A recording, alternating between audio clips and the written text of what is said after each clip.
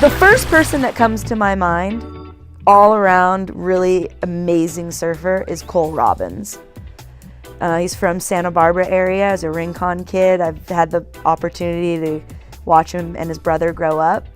Not only is he an amazing surfer, but he's an amazing human. And I'm somebody that you can be a really good surfer, but if you're a shitty person, you're not a good surfer in my opinion. So that's kind of how it rolls with me. On kind of that old school style, I have to say I really like what Sean Tully does. He's also from more like he's actually from LA area, also Ventura area.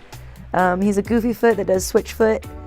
Kind of, he's got has a soft spot in my heart now with the switch foot. So top female longboarders today, I don't think they're quite as distinguished as much as the men. There's definitely like old school style guys and then performance guys, but the girls seem to kind of be, more of them do more of it all.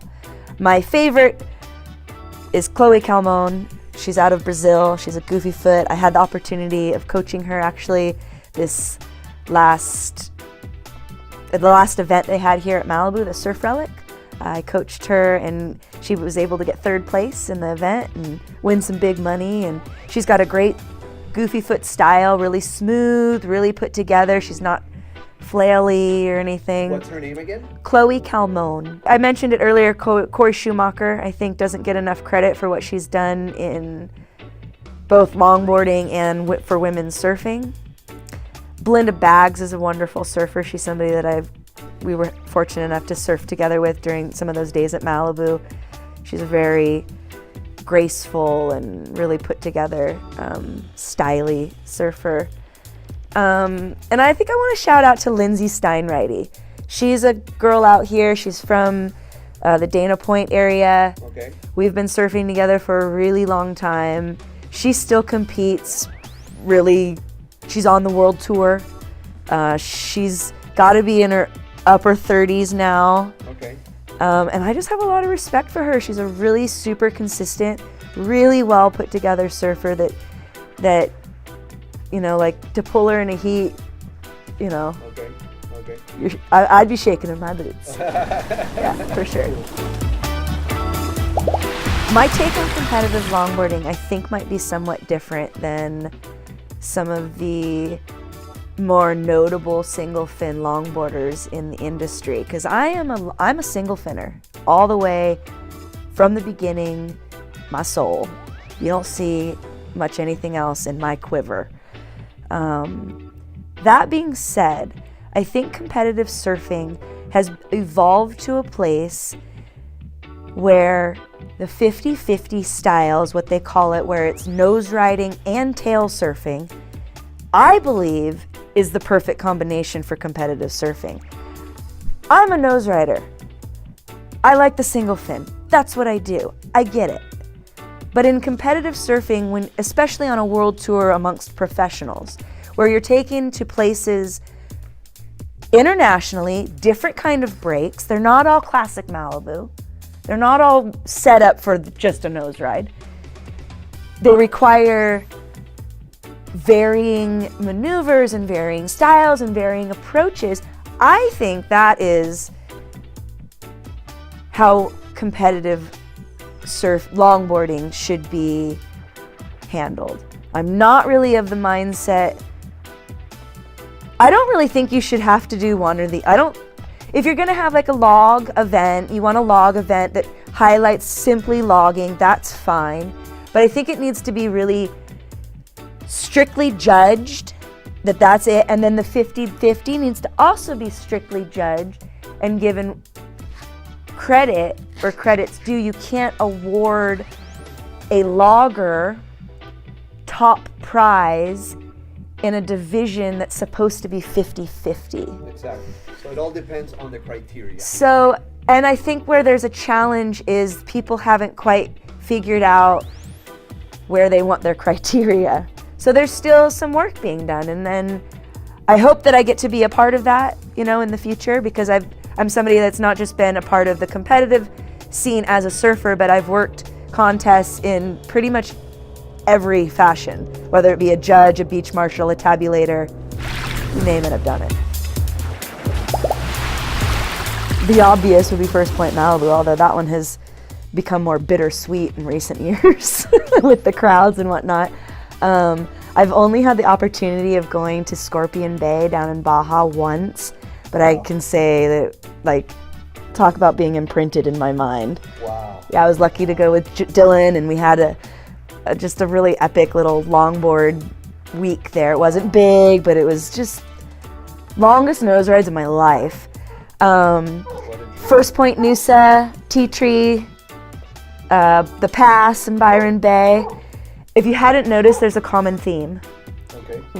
Right hand point breaks. Okay. My opinion on the new and up and coming artificial surf pools is one that, again, might surprise people. I think they're awesome. I think surfing is exploding as it is. The oceans can't take us all. We need to kind of spread things out a bit. I think it could be great for competitive surfing, because the one challenge that I always had as a competitor were those lucky moments, like where I'd win an event because I was the one that got the one wave, or lose the heat because there just wasn't enough surf. So I think wave pools can definitely bring an amazing element to competition that can really, I think, legitimize a champ. Yeah. Like, that's the champ, because they all were given the same waves. Whoever flubs it. You can't say, oh, well, I didn't get the wave, or they out-prioritized me, or there's no deal. That said, my husband brought up a great point just today. We're going to have an influx of surfers that will travel to California, Hawaii, to the places where there is ocean surfing, and they're not going to know how to deal with the ocean. And that's something that, as an instructor, as a coach, definitely has me a little bit like, that could be challenging. You know, it's like bringing the pool guard into the ocean. They're not quite sure how to deal with the currents and the rips and the swells. So it'll be interesting to see how it all develops and evolves. I think by far the best surf flick of all time is Bruce Brown's The Endless Summer. I don't think there's any, you can be like, I can be in a room across the room away, you know, and you hear his voice and you hear those phrases, you know, or should have been here yesterday. And it just takes me back to like that time of when I was getting involved in it, and my dad, you know, we're taking the beach and the kids were all piling in the car, and then we surf all day, and we'd bring them all up to the house here and put on the surf flick, and it was always in the summer. I've been a coach for a number of years, almost 15 years now that I've been coaching surfing, and I've seen all sorts of people come and go. Blue Crush was a huge explosion in my sales, in my teaching. I had tons of women and men suddenly decide they wanted to pick up surfing.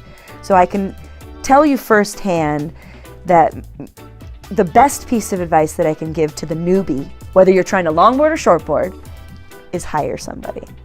Hire a professional, hire a guide, at least for a session.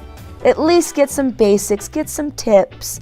If you're gonna go to a place like Malibu, which is a very unique setup, it's unlike any other break you'll ever go to, it is really important to have someone like myself who's been there their entire lives, understands who's who and what's what, and where the peak and who the da, and who's the crazy guy and who's the okay guy. That can really make or break an experience for a new surfer.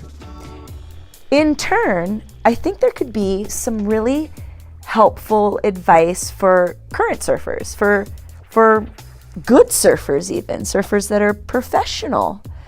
And I think the best advice that I could give is something that I've had the opportunity to see as a coach, because I sit idle and I let everybody else do. And I'll catch maybe 3 waves in an hour, if that. So I'm waiting, letting them go, making sure I'm not ruining anyone, which it happens because it's Malibu. But I might, oh, sorry, hey, you know.